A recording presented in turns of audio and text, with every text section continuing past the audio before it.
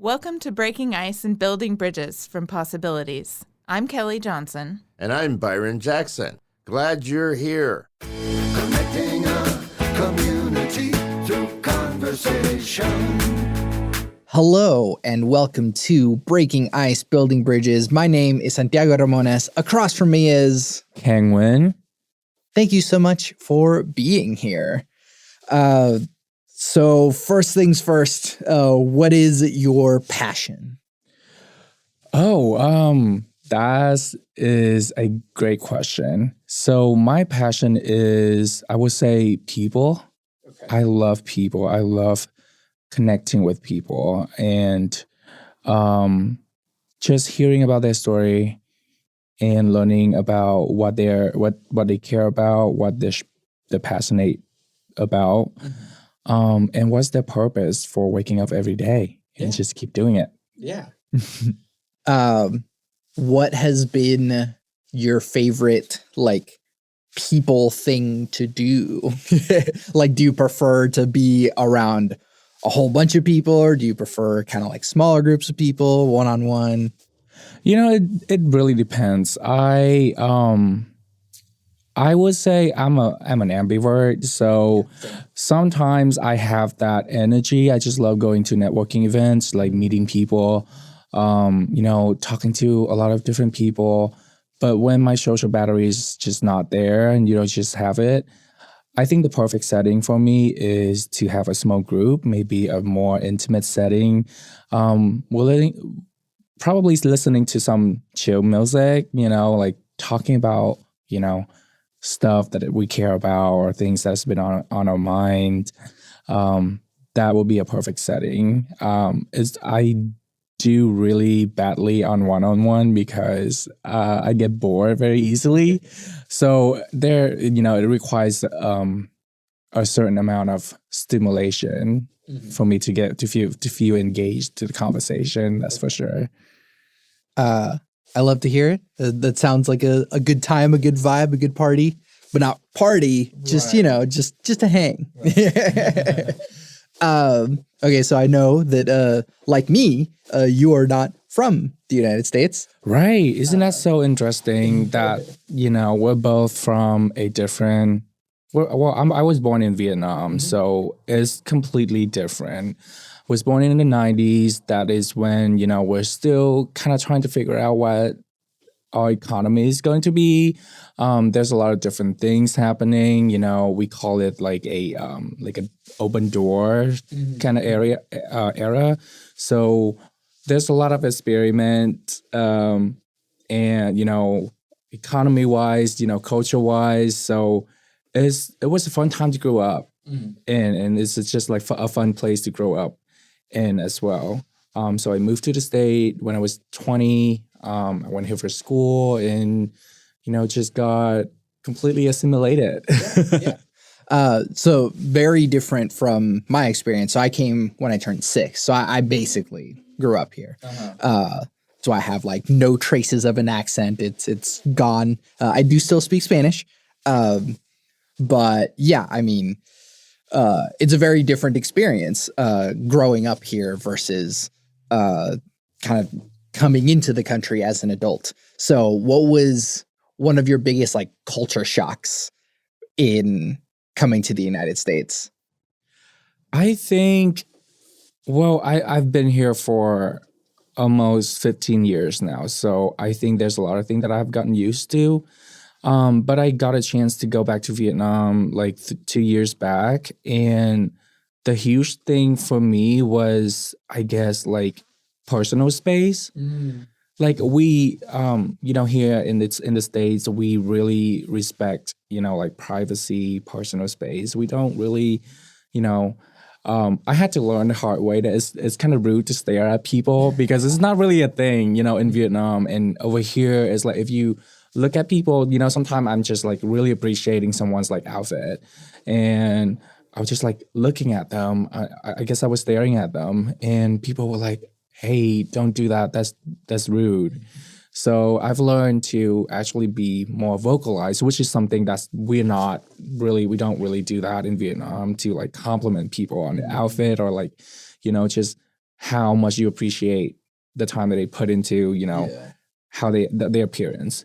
We don't do that. So that's something new. And I think it's also the fact that we really value like family time.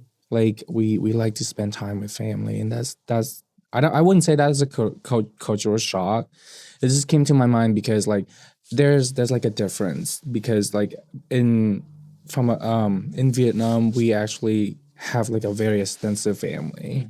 But over here, your family is just your immediate, like the people that you choose to be, in your circle. So that's a little different. So having that control over who you let into your circle, because I remember growing up, we would go to these gatherings that like we have like 80 people showing up, and I'll get introduced to my aunts, my uncle from my mom's side, my dad's side, and all that jazz.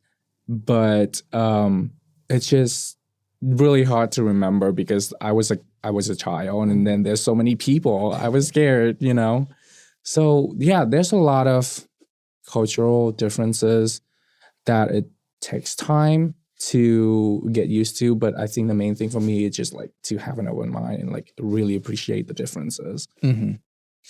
Yeah, I feel like, so this is a podcast about like community. It's the Possibilities podcast. And so we're all about community here. But noticing these cultural differences in that in the US, community has to be way more intentional, right?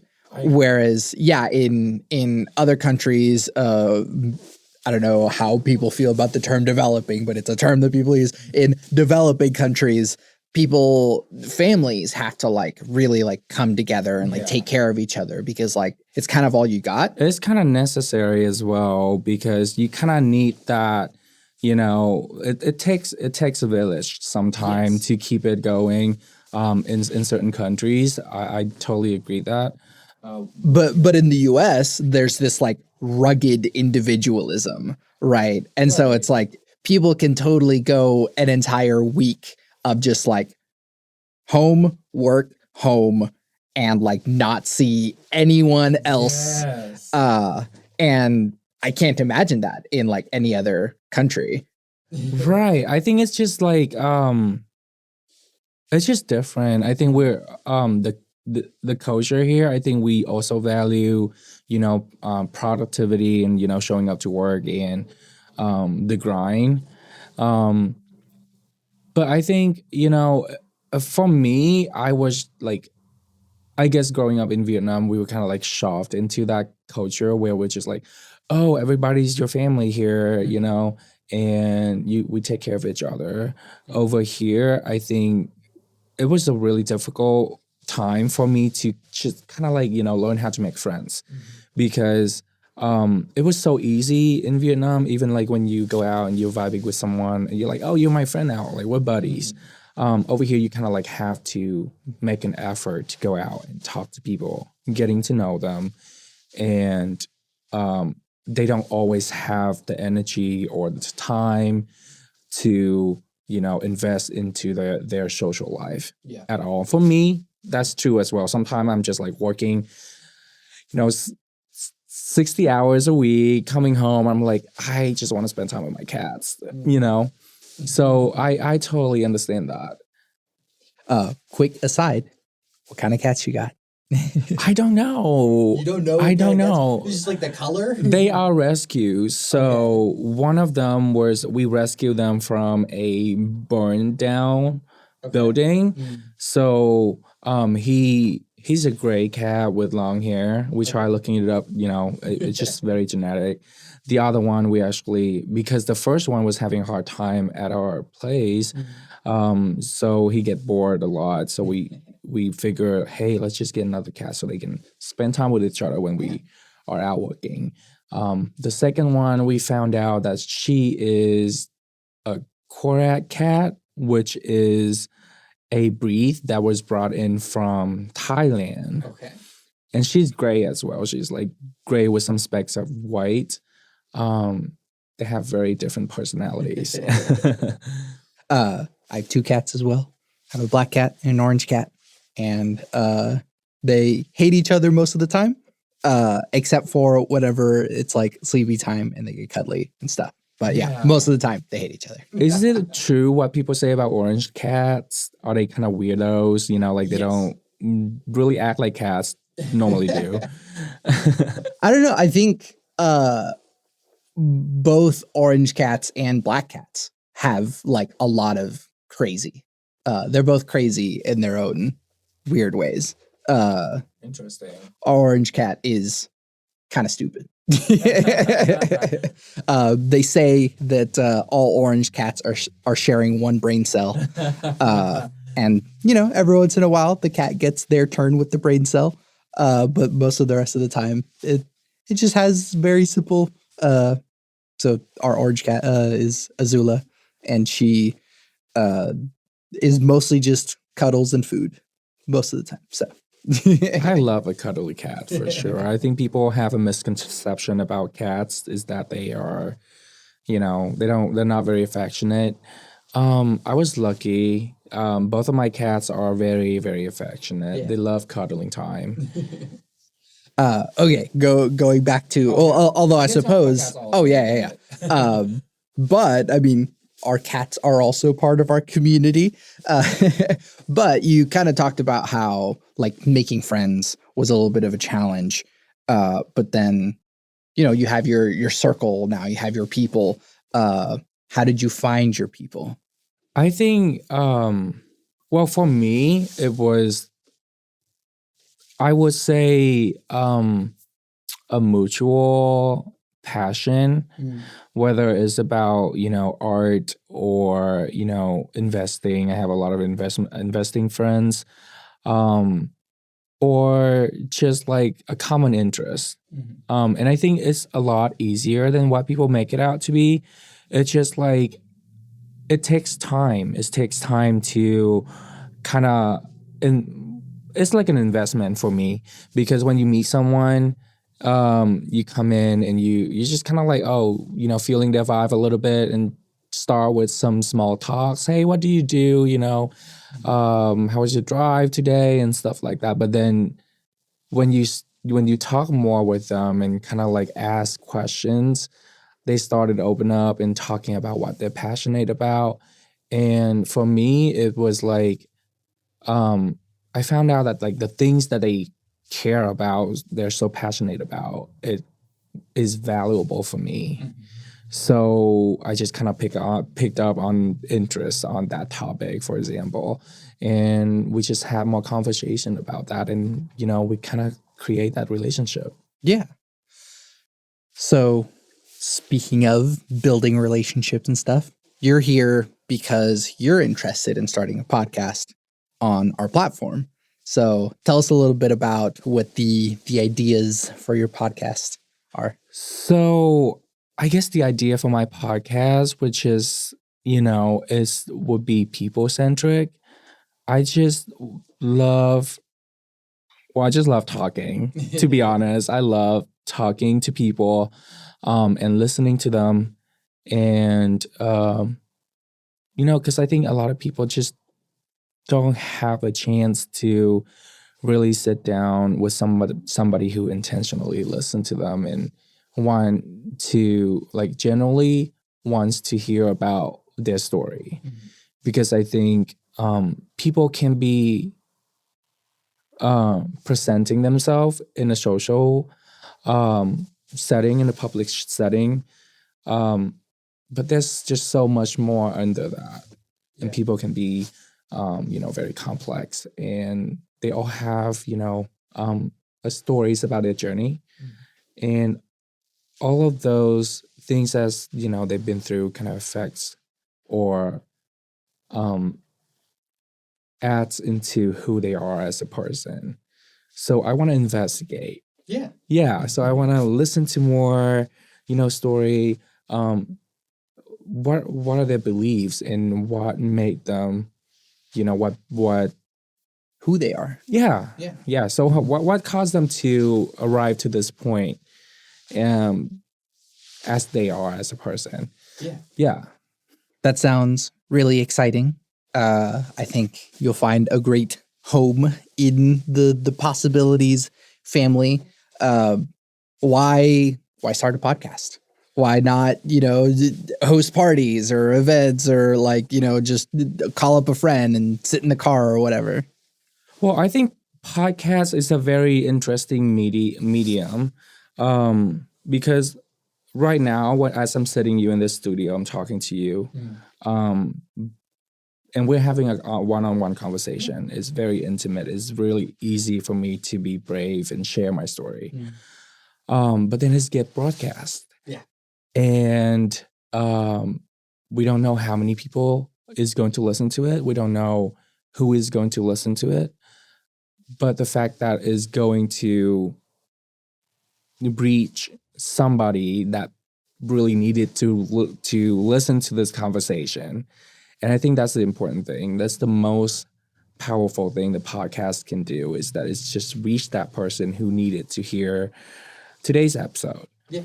And somehow that, help them solve a problem that they are going through, help them get unstuck, and give them that motivation to try and, get through certain part of, their journey. Yeah. So that is why I think podcast is such an amazing platform. Yeah. Well, if we're talking about our stories being important and potentially helping people, what is maybe a story of yours that you think will help some people? Maybe something that you've gone through, or maybe just something that you want to say. Well, it's hard to think about that, because I think, when you've overcome things and you're like, it changed you.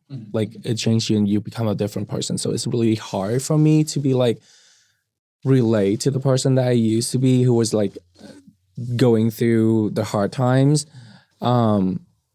Because as I'm speaking to you right now, it feel like, lifetimes ago. But the struggle at the time was real for me. Coming here as a student, I didn't have any family here. So I basically just started out all over again, like, turning a new page in a new country, figuring out the culture, figuring out the language, because Vietnamese was my first language, so I had to learn English, and learning the culture and just how to get more comfortable. And at the same time, you also look out for to find your community, finding people that you can trust, and trusting the wrong people at times, so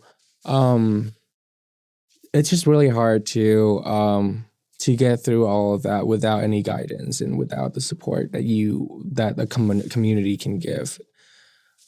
So I think that's also why I'm so invested in community, because for my position, I work at a bank as a loan officer. So I help a lot of people from the Vietnamese community to, get them mortgage. It's just very simple things like, preparing the papers, get what the bank needs to prove that you qualify for a mortgage, basically. And a lot of my clients has a language barrier. And this is something I'm very passionate about, because a lot of people just don't think that it could ever be qualified to own a home ever. And they've been here, but they've been in the country working for 20 years, paying taxes. They did everything right. It's just because they couldn't understand the paperwork. And that somehow, make them believe that they are, somehow there is a barrier that they can't get through to into home ownership. Anyway, so to answer your question, I really couldn't come up with anything because I feel really detached from, the person I was. So it would probably take me a while to get back to that. So let's shelve that and move on to the next question. Well, I think that's something that people can look forward to whenever they listen to your podcast and hear the stories that come from you and your guests to get to know you, get to know each other, and get to know our community. I agree. Yeah. Do you have any questions for me? Is it okay? So is it pretty common to question the host? Please. Please. Okay, I love this. So you said that you came here when you were like 6. When I turned 6, yeah. When you turned 6. Where were you born again? Venezuela. Okay, I regret to say that I don't know anything about that country. A lot of people don't, and that's okay. So, do you have any memory about Venezuela? So, my memory of Venezuela is very much like the way you remember a dream. And so I was young enough to form memories, but they're not really sticking around. And so, and also scientifically, I suppose the way that we recall, the way that our brain recalls memories, we're actually rebuilding it every time. So probably my memory of Venezuela is not as accurate as maybe someone who's lived there their whole lives, or at least lived there into adulthood. And so what remains, though, is probably more genetic, so to speak, is I gravitate towards warm weather. I love the beach. I love the mountains. And that's so where I was born, a city called Valencia, is in a valley next to a mountain, but it's also a pretty short drive from the beach. And so I do have some core memories. So you're remembering the mountains and also the beach. Yes. That is amazing. And so, yeah, I mean, I still, strangely enough, ended up in Oklahoma where there's not a lot of mountains, not a lot of beach. But yeah, I mean, I'm often called to mountains and beaches and stuff like that. So yeah, I mean, I'm going to the beach later this year with my wife. So Galveston is just the closest beach. Is that in Texas? Yeah. Okay, I didn't know there's a beach there. Yes, it's the Gulf of Mexico. Yes, Gulf of Mexico. Oh, interesting. Okay, that's fun. Yeah. How far is the drive? Oh, geez, it's probably 8 to 10 hours or something like that. So pretty close, to the distance from here to Houston. Because I would go to Houston a lot. That is just I think any Vietnamese listener would relate because we have a really huge and robust Vietnamese community in Houston. Okay. There's a lot of business there, but I mostly go there for the food because you can get all kind of Vietnamese food there, and it's so authentic. But yeah, I mean, maybe I should try that next time I'm going to Houston since I'm already driving 8 hours. Yeah, you might as well just go the rest of the way south. How does Oklahoma's Vietnamese food compare? I would say in the recent years, it's had improved a lot. Okay. And I would say there are newer addition, different things, newer things that you can try out because it's not just pho anymore. Yes. So that's a big thing. Yeah. And I think the Vietnamese community is really growing in the southwest area of Oklahoma City. And we have a huge international market down there. Have you ever been to World Fresh International Market? I haven't, but I drove by it yesterday. Yeah, it's on Penn and 104th. Yeah, Southwest 104th. And I love going there. It's just like different things, and they have like groceries from different countries, like European countries as well. So it's kind of fun to go there and just like find the knickknacks and stuff. And be able to put together your genuine. Yeah. So do you cook at all? Oh yeah.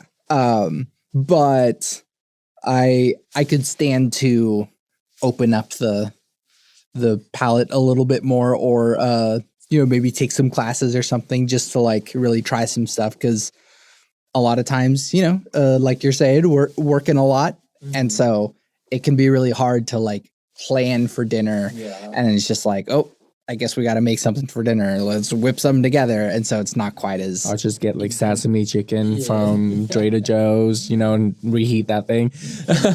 Not quite that lazy. I still prefer to like make stuff. Well, I do it. It's good. I would say it's pretty good, kind of Panda Express quality for sure. That's not saying much. Well, I just love like discovering different food. Like I grew up eating Vietnamese food, obviously. And, the Vietnamese cuisine is so rich that I would say, I don't really need to explore different cuisine. But when I came here and I got into, like Mexican food, I was like, oh, this is bomb. So, and I've gotten into, like American food, more like Southern cuisine, where they do like seafood boil, like fried chicken, collard greens. I'm living for those. Oh. And then we have, like the more like chicken fried steak and grits. I didn't realize I'm going to love corn like that, but it's just so good. But yeah, I can talk about food all the time. Very passionate. I love to cook. Yeah. So then again, since we will be working a lot, so I try to meal prep, but a lot of time it just falls apart because I don't like eating leftover. I don't know about you, but it's just like 1 to 2 days from when it was cooked is probably like when I'm happiest about it. Any more than that, I'm like, I don't know, man. Right. So it's hard, like we would, me and my partner, we would fight about leftovers all the time because like, why aren't you eating that? Well, why aren't you eating that? So, it's tough. Yeah. That's, we try and find the time to cook up something good. But then whenever you do cook it up really well and it's really good, you end up eating the whole thing. Right. And when there's leftover, you probably don't love it that much. So it just end up in the freezer and you kind of forget about it. All right.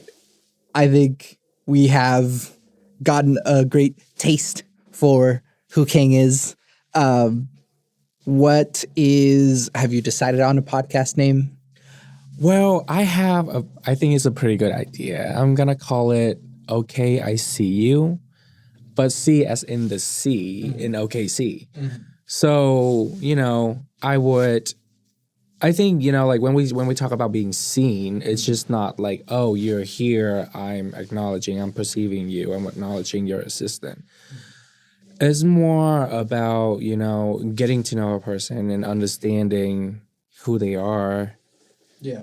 And in order to be truly seen, you have to be able to open up and be vulnerable. Yeah. To show people your soft spots. Yeah. So that is what I want to do with my podcast, just to have my guests come on here and help them be seen. Yeah. I love that. Well, we can look forward to that. Khang, thank you so much for doing this with us. Thank you for having me. All right. And this has been another episode of Breaking Ice, Building Bridges. Goodbye. Connecting a community through conversation. Breaking Ice, Building Bridges is the Possibilities community podcast platform. Thanks for tuning in.